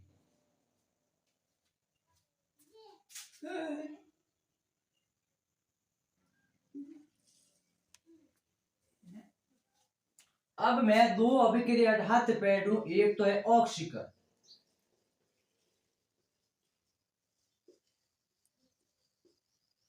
ठीक है, एक वे अपचयन।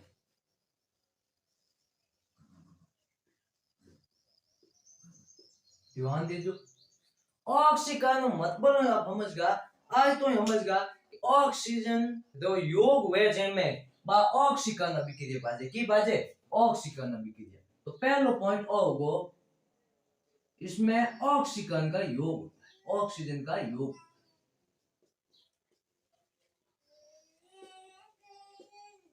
ऑक्सीजन का क्या होता है, योग होता है,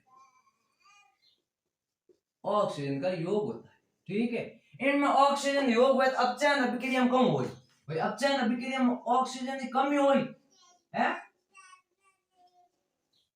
ऑक्सीजन में कमी,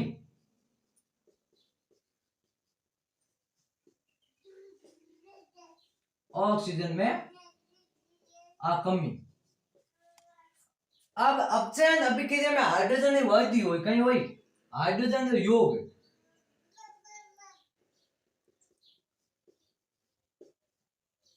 हाइड्रोजन का योग, अटे हाइड्रोजन का योग हो तो अटे हाइड्रोजन में कहीं हुई ऑक्सीजन में कमी हुई, तो हाइड्रोजन में कमी, हाइड्रोजन में कमी। हम ऑक्सीजन ऊपर है -2, गणन कहीं -2 और हाइड्रोजन में जो है +1, तो अटे यदि ऑक्सीजन जो योग वे में धन तत्वों में वृद्धि हो कि नहीं वे धन तत्वों में वृद्धि, ठीक है।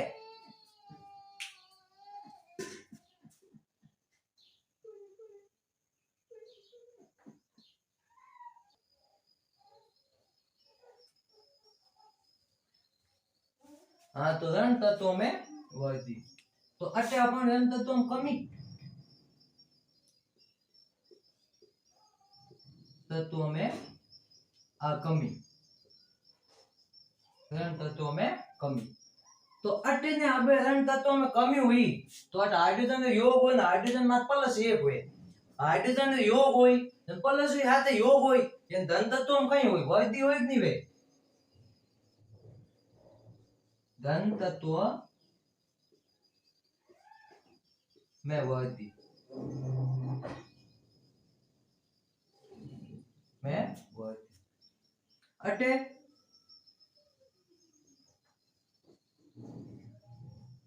धन तत्वों में कमी होती, ठीक है। यहां इलेक्ट्रॉन को त्यागा जाएगा,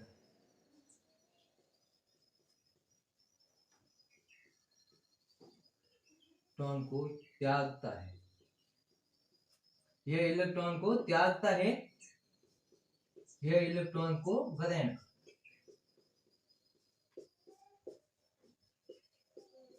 ग्रहण करता है। अब ध्यान देना, जैसे O3+O2 करियो, C+O2 ऑक्सीजन का योग भाग नहीं हुआ, CO2 क्या हो गया, C+O2 CO2 हो गया, क्या हो गया CO2। अब जैसे मैंने Na बात है, तो एक इलेक्ट्रॉन इसने त्याग दिया तो प्लस हो गया, एक इलेक्ट्रॉन ये देखो त्याग दिया है, यहाँ पे देखो ये इसके उदाहरण हो गए, क्या हो गए, उदाहरण। अब जैसे इसकी बात करूं, ठीक है, जैसे H2 धातु है I2 योग, ऐसा ही बन गया, यहाँ देखो आयरन मतलब आयोडीन के साथ हाइड्रोजन का योग हो रहा है कि नहीं हो रहा है। जैसे H2O है, H2 अलग होगा, ऑक्सीजन अलग होगा, ये देखो यहाँ हाइड्रोजन अलग हुआ नहीं हुआ ऑक्सीजन से, ये इसकी क्या हो गई, उदाहरण क्या हो गई भाई। तो जिस रासायनिक अभिक्रिया में ऑक्सीजन योग हुए व ऑक्सीकरण अभिक्रिया, जिसमें हाइड्रोजन योग हुए व अपचयन अभिक्रिया। अब एक शब्द है ऑक्सीकारक, एक है अपचायक, वो कहीं पे देखो कि जिन अभिक्रिया रो ऑक्सीकरण हुए उनमें जो अभिकारक है वो अपचायक है। अब इन्होंने देखो सी इना कोई ऑक्सीजन नहीं है, पांचों आगे सी है तो ऑक्सीजन योग हुई, अभिक्रिया की ऑक्सीकरण तो अ है अपचायक, कौन है अपचायक, कहीं है अपचायक। आज सी तो हमें बहुत जरूरी है, एक बार में ऑक्सीकारक और अपचायक हम जो अर्थ है तो देखो।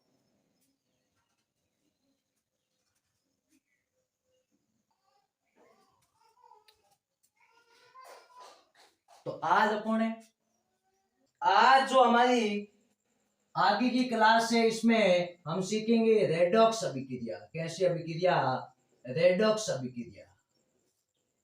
ध्यान देना बिल्कुल इजी है। रेडॉक्स अभिक्रिया वो अभिक्रिया होती है जिसमें ऑक्सीकरण और अपचयन दोनों साथ साथ, एक ही अभिक्रिया में दोनों अभिक्रिया साथ होती हुई दिखे, वो पूरी रेडॉक्स अभिक्रिया है। क्या है, रेडॉक्स अभिक्रिया। वह अभिक्रिया जिसमें ऑक्सीकरण और अपचयन अभिक्रियाएं साथ साथ चलती है उसे क्या कहते हैं भाई, रेडॉक्स अभिक्रिया।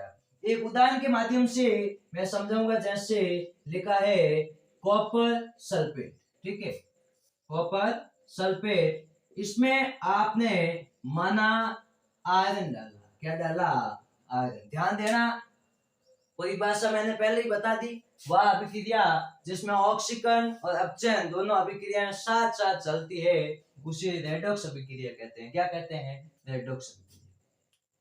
कॉपर सल्फेट, ध्यान देना ये क्या है, कॉपर सल्फेट, ठीक है। अब इस कॉपर सल्फेट के साथ अभिक्रिया की आयरन ने, तो बन गया आयरन सल्फेट। ये एक तरह से विस्थापन अभिक्रिया। देखो कॉपर को साथ हटा के इसकी जगह आयरन आ गए है ना, और मुक्त हो गया कॉपर, कौन हो गया, कॉपर। तो ये बन गया आयरन सल्फेट, आयरन सल्फेट। अब यहां ध्यान देना, कॉपर सल्फेट की अभिक्रिया आयरन के साथ करी तो आयरन सल्फेट बन गया, कॉपर मुक्त हो गया। अब आपको इसमें ये ध्यान रखना आवश्यक है कहां पे ऑक्सीकरण हो रहा है, कहां पे अपचयन हो रहा है। तो मैंने आपको ऑक्सीकरण अपचयन अभिक्रिया बताया कि वो अभिक्रिया जिसमें ऑक्सीजन का योग हो वो ऑक्सीकरण या उपचयन अभिक्रिया कहलाती है, जिसमें हाइड्रोजन का योग हो वो अपचयन अभिक्रिया कहलाती है, जिसमें हाइड्रोजन की कमी हो वो ऑक्सीकरण अभिक्रिया कहलाती है, जिसमें ऑक्सीजन की कमी हो वो अपचयन अभिक्रिया कहलाती है। आप कोई भी पॉइंट पकड़ सकते हैं। देखो जैसे यहाँ पे कॉपर के साथ ऑक्सीजन है, ध्यान देना, परंतु आगे यहाँ कॉपर गया, ऑक्सीजन में क्या हुई, कमी हुई कि नहीं हुई, और ऑक्सीजन में कमी अपचयन अभिक्रिया होती है। अपचयन अभिक्रिया कौन सी होती है, आपने ये पॉइंट पकड़ा, ठीक है, ये कौन सी होगी, अपचयन अभिक्रिया। ध्यान देना यहाँ पे केवल आयरन है, ऑक्सीजन यहाँ योग भाग नहीं हुआ, उत्पाद में 4 ऑक्सीजन आई, इसका मतलब ऑक्सीजन का योग ऑक्सीकरण अभिक्रिया, कौन सी, ऑक्सीकरण अभिक्रिया। ये देखो यहाँ अपचयन भी साथ में हो रही है, ऑक्सीकरण अभिक्रिया भी साथ में हो रही है। इसके साथ ही एक खास बात हम ये भी सीखेंगे कि एक होता है अभिकारक, नहीं सॉरी, एक होता है अपचायक,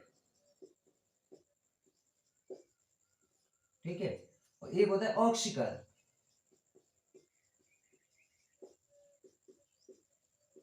अब ये होता क्या है यहां समझ, अपचायक और ऑक्सीकारक होता है जब आपकी अभिक्रिया ऑक्सीकरण अभिक्रिया हो, कौन सी हो, ऑक्सीकरण अभिक्रिया। उस समय जो आपका अभिकारक होता है वही आपका अपचायक होता है। क्या होता है? अपचायक होता है। जब आपकी अभिक्रिया अपचयन हो, कौन सी हो?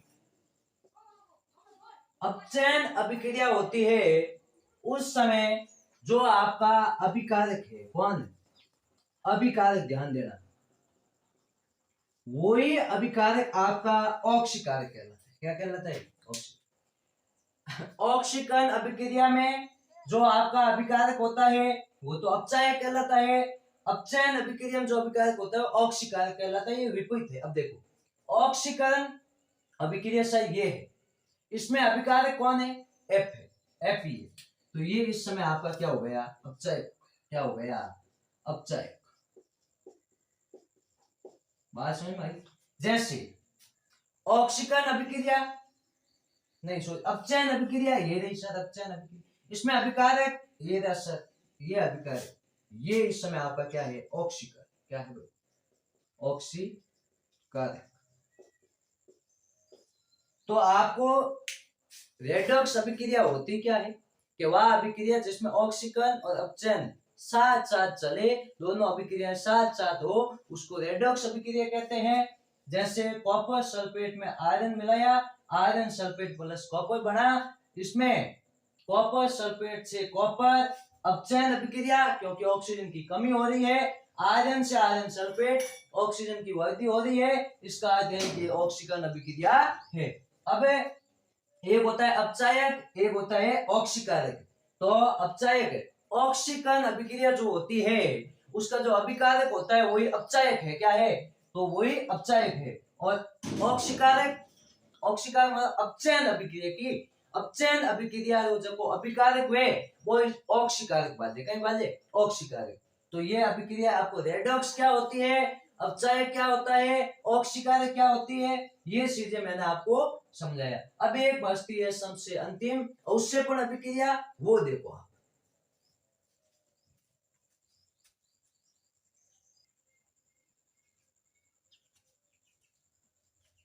अब देखो, सबसे अंतिम अभिक्रिया बची है अपनी अवक्षेपण।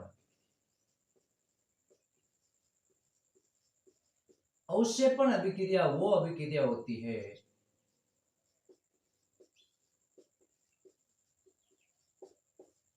कि अभिक्रिया के पूर्ण होने के बाद आपको अवक्षेपण के रूप में आविले कोई न कोई पदार्थ मिलता है, वो अभिक्रिया अवक्षेपण अभिक्रिया कहलाती है। अर्थात कोई भी ऐसी अभिक्रिया जिसमें अभिक्रिया पूर्ण होने के बाद भी आविले पदार्थ के रूप में कोई अवक्षेपण शेष बचता है, कोई अवशेष बचता है, उसको अवक्षेपण अभिक्रिया कहते हैं। कैसे?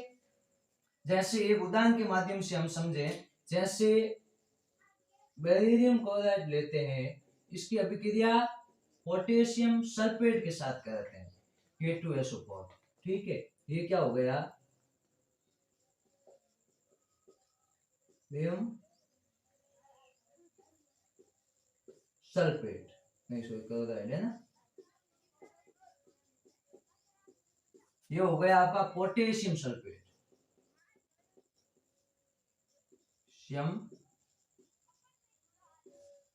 सल्फेट। ये अभिक्रियाएं करते हैं तो एक आपके पास बनता है BaSO4, BaSO4, बेरिलियम सल्फेट, और यही अवशेष के रूप में सामने बचता है KCl, पोटेशियम क्लोराइड। ठीक है, ये आपका बेरिलियम सल्फेट ही अविलेय पदार्थ है। क्या है? हम जो बेरिलियम सल्फेट है, ये बेरिलियम सल्फेट ही आपका अविलेय पदार्थ है। क्या है भाई? अविलेय पदार्थ, यानी वो रासायनिक अभिक्रिया जिसमें जिसके संपन्न होने के बाद कुछ न कुछ अविलेय पदार्थ बसे, कुछ न कुछ अवशेष शेष बसे, उसे अवक्षेपण अभिक्रिया कहते हैं। उदाहरण के रूप में BaCl2, बेरिलियम क्लोराइड की अभिक्रिया पोटेशियम सल्फेट के साथ करी तो बेरिलियम सल्फेट आपके अविलेय पदार्थ के रूप में बसा है, और यही आपका क्या है? यही आपका अविलेय पदार्थ है, अविलेय पदार्थ, यही आपका अवक्षेपण है। इसी को कहते हैं अवक्षेपण अभिक्रिया। क्या कहते हैं भाई? अवक्षेपण। तो ये अपनी अभिक्रियाओं की सभी सीरीज समाप्त हो गई, जिसमें हमने सभी अभिक्रियाएं पढ़ी। सबसे पहले हमने पढ़ी कि भाई जो आपकी विस्थापन अभिक्रिया है, द्विविस्थापन है, ऑक्सीकरण है, अपचयन अभिक्रिया है ना, ऊष्माक्षेपी है, ऊष्माशोषी है, रेडॉक्स है, अवक्षेपण है, संयोजन है, वियोजन है। 10 प्रकार की अभिक्रियाएं थी और 10 की 10 अभिक्रियाएं हमने समाप्त कर। अब एक दो टॉपिक बचे हैं, वो भी इसी क्लास में पढ़कर इस पाठ को आज क्या करें, समाप्त करें। देखो आगे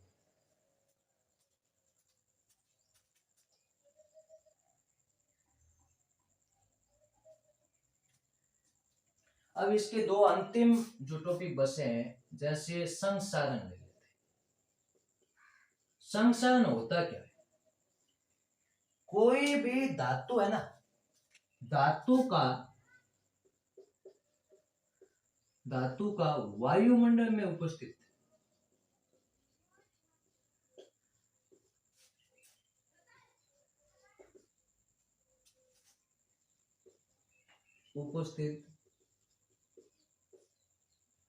नमी, आर्द्रता, ठीक है, वायुमंडल में उपस्थित जो भी नमी है, आर्द्रताएं है आपकी, है ना,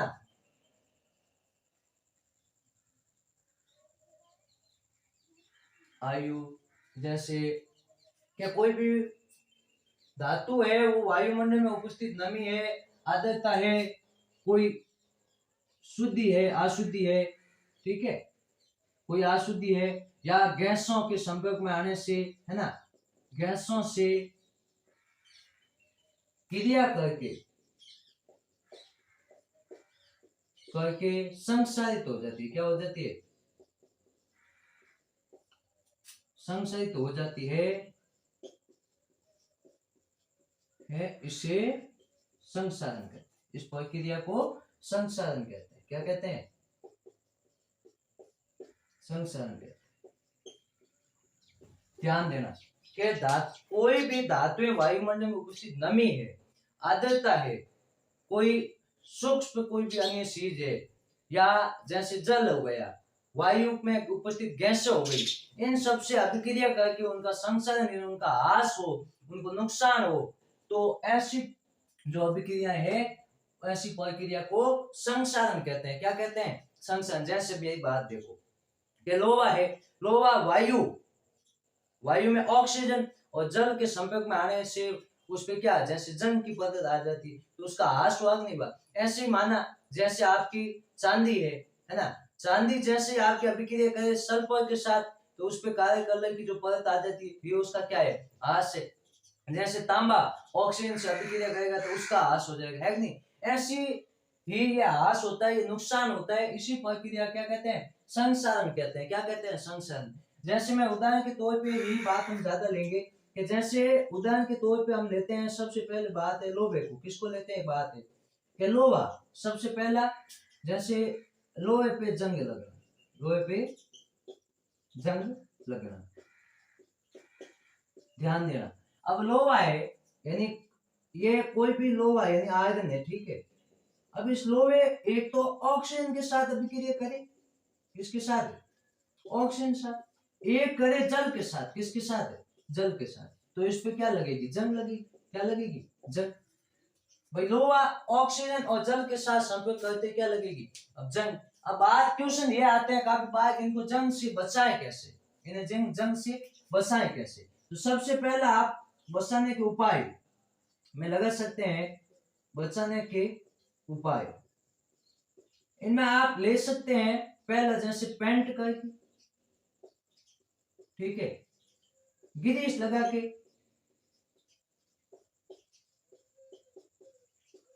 ऑयल लगा के, है ना। और एक खास आता है यशत लेपन। क्या आता है? यशत लेपन। देख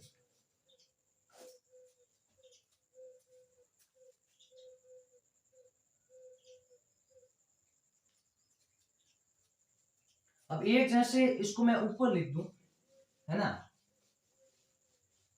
बचाने के उपाय में, बचाने के उपाय यहां लिखूं मैं, बचाने के उपाय। जैसे सबसे पहला हमने लिया ध्यान देना। पेंट करके 2 नंबर, ग्रीस लगा के,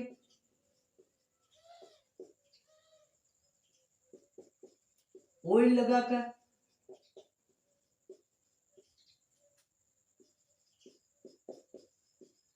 एक होता है यशत लेपन।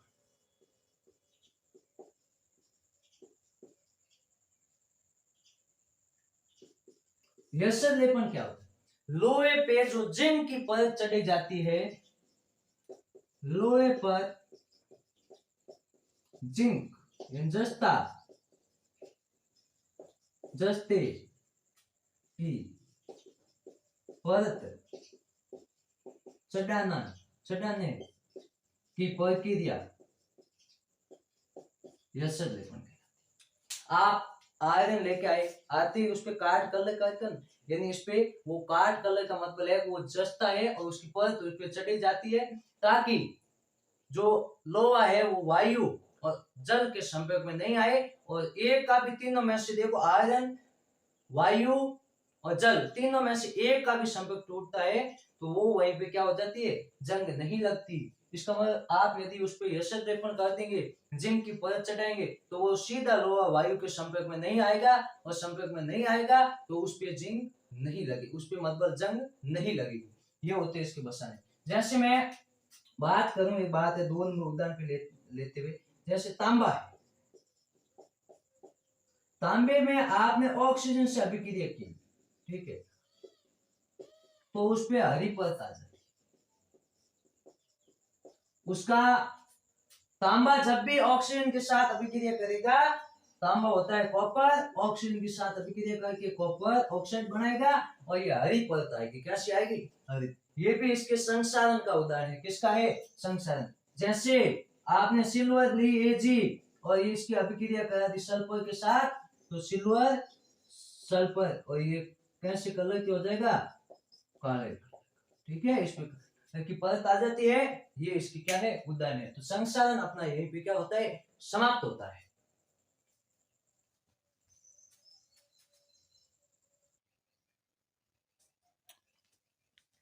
इसका अंतिम टॉपिक बाकी है विकृत गंधिता। वसा युक्त या तेलीय खाद्य सामग्री ऑक्सीजन से अभिक्रिया करके अपचायित हो जाती है, जिससे उसका स्वाद और गंध दोनों बदल जाते हैं। यानी भोजन है वो ऑक्सीजन से अभिक्रिया करके अपचायित हो जाता है, यानी खराब हो जाता है, जिससे उसकी गंध और स्वाद दोनों बदल जाते हैं। इसी प्रक्रिया को क्या कहते हैं? विकृत गंधिता। इसके जैसे असार पे फफूंदाना है ना, चिप्स की थैलियों में नाइट्रोजन गैस इसके बसाव के उपाय है। क्या है? बसाव। अब मुझे बताओ, जैसे कि हमने सुबह का खाना बनाया, देखते हैं हम उस पे लंबे समय या शाम तक ही लगभग उस सब्जी में से बदबू आने लग जाती है कि नहीं, उसका स्वाद अलग हो जाता है कि नहीं, तो वो उसका क्या होगा? विकृत गंध। असार लंबे समय के रहने के बाद खराब हो जाता है। हाँ, हालांकि उसमें तेल अधिक होता है तो कुछ समय नहीं होता, पर अधिक लंबे समय के बाद तो खराब होता ही है। कोई भी वस्तु, जैसे रोटी पे हम देखते हैं 2 से 8 दिन की रोटी सड़ गई, उससे बदबू आने लगती है, उस पर सेवा लेनी, फफूंद आ जाते हैं सफेद सफेद, है नहीं, तो वो विकृत गंधिता है। क्या है? विकृत गंधिता। तो विकृत गंधिता के वसा युक्त या तेलीय खाद्य सामग्री ऑक्सीजन से अभिक्रिया करके अपचायित हो जाती है, जिससे उसका स्वाद गंध बदल जाते हैं। असार पर फफूंदाना और चिप्स की थैलियों में से बसाने के लिए नाइट्रोजन बदल जाता है। क्या बदल जाता है? नाइट्रोजन। तो आज की क्लास हम यहीं पे समाप्त करते हैं, क्योंकि अपना पहला चैप्टर है वो समाप्त हो गया। 5 क्लासें इसकी बनी, क्योंकि लंबा चैप्टर था। 5 क्लासों के माध्यम से हमने इसका पूरा किया। हम आपको विश्वास देते हैं कि ये पूरा सिलेबस हम YouTube के माध्यम से एकदम इजी भाषा में, देसी अंदाज में पूरा करेंगे। आप बस जो पढ़े जा रहे हैं उसको बार बार देखें, समझे, अपनी कॉपी में ये चीजें लिख दे जहां तक हो सके। अपना मिशन, मैं फिर एक बार कहता हूं, मिशन अपना 100 है। मिशन क्या है? 100 है कि ख्वाब देख लिए ऊंची उड़ान का, जब बना लिया हौसला ऊंची उड़ान का, फिर देखना फिजूल लेकर आसमान। जब बना लिया हौसला ऊंची उड़ान का, फिर देखना फिजूल है कद आसमान का, कद आसमान का। बस आपको तो लगातार हमारे साथ जुड़कर पढ़ना है। ये पीसी एजुकेशन एकेडमी संस्थान है, ये आपका यूट्यूब प्लेटफॉर्म है। इस पे पूरा प्रयास रहेगा कि आपके विज्ञान गणित में 100 में से 100 अंक पूरे प्राप्त हो। हम इसकी पूरी कोशिश करेंगे। आप अपनी लगन और मेहनत इसमें जुटाए रखें। जय हिंद, जय भारत।